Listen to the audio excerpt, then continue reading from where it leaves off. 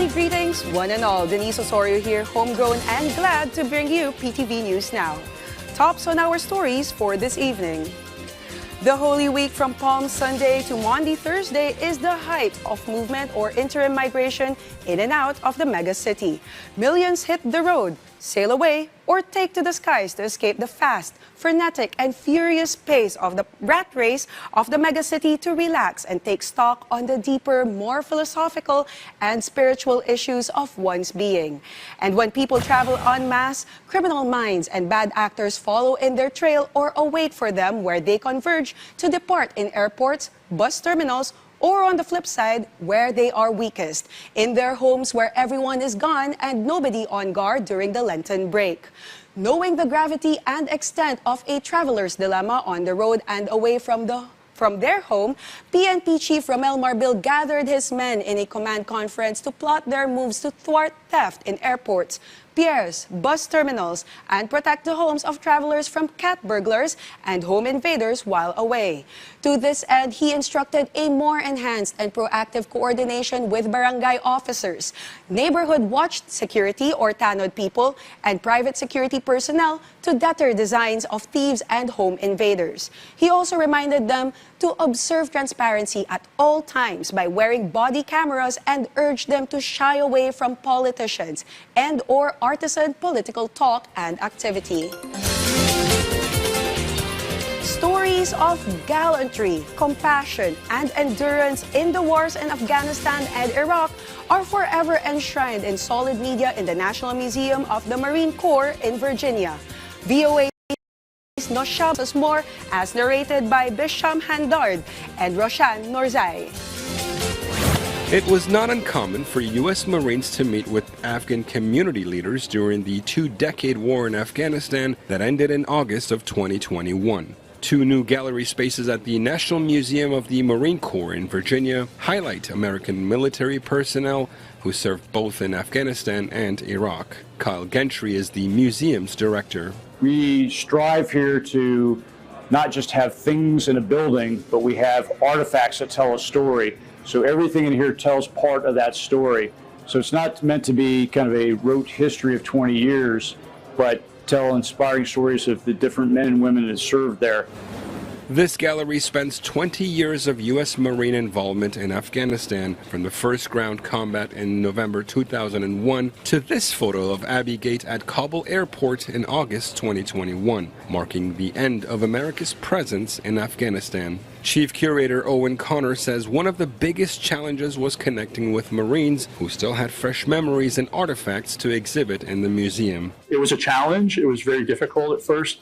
A lot of Marines were very reluctant to have their story featured because they didn't want to draw attention to themselves unduly or unnecessarily. They didn't want to be seen as the hero in a museum case. The galleries feature thousands of artifacts, including fallen Marines' uniforms and personal items from those who served in operations from the end of the Vietnam War through Iraq and Afghanistan. Officials say they worked closely with U.S. service members to tell their stories, which are having an impact on museum visitors like Susan Sherman. What was very impressive was the equipment that the Marines were able to use to save lives, like the all-terrain vehicle over here.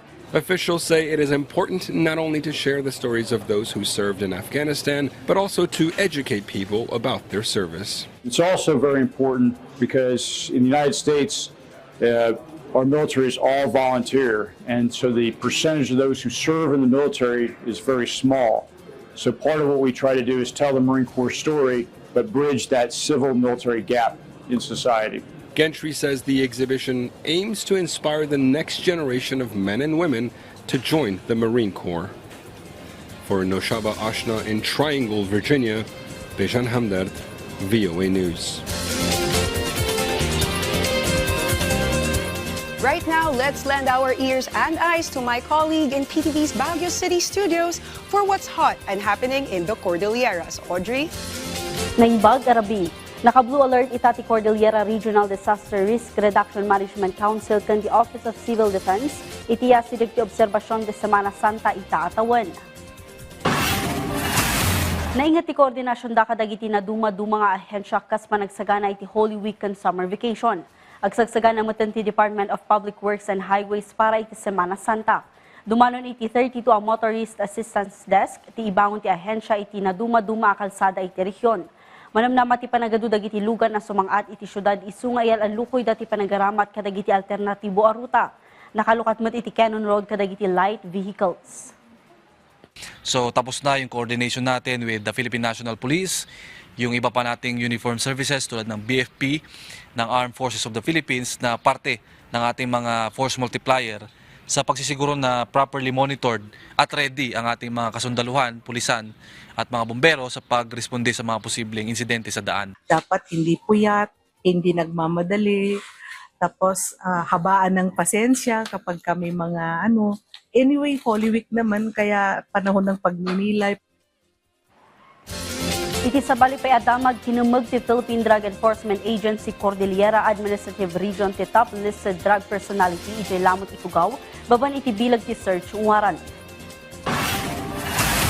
Nakumpiskar iti pagtangan ti suspect ti 2.5 grams ti maatap nga illegal drugs nga agatad iti 17,000 pesos.